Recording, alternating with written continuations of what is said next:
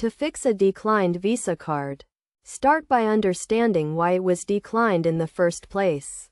There are several reasons for this, including insufficient funds, exceeded credit limit, incorrect card details, expired card, and security concerns. First, check your account balance to ensure you have sufficient funds or available credit to cover the transaction. If you have recently made a large purchase or have multiple pending transactions, your card may be declined due to temporary holds on your account.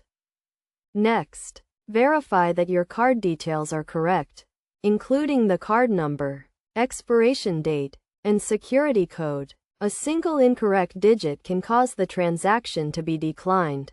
If you have recently traveled or made international transactions, your card may have been flagged for security concerns. Contact your bank to confirm if any security holds have been placed on your account. To resolve the issue, contact your bank's customer service department to report the declined transaction and request assistance. They can help you identify the cause and provide guidance on how to resolve it. In some cases, you may need to verify your identity or provide additional information to lift any security holds.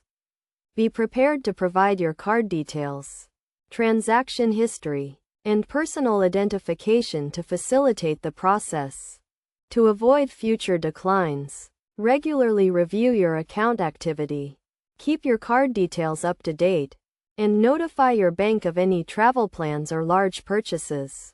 By taking these steps, you can minimize the risk of your Visa card being declined and ensure a smoother transaction experience. Remember to always monitor your account and report any suspicious activity to your bank to prevent potential security concerns. By understanding the reasons for a declined Visa card and taking proactive steps, you can resolve the issue efficiently and enjoy uninterrupted use of your card.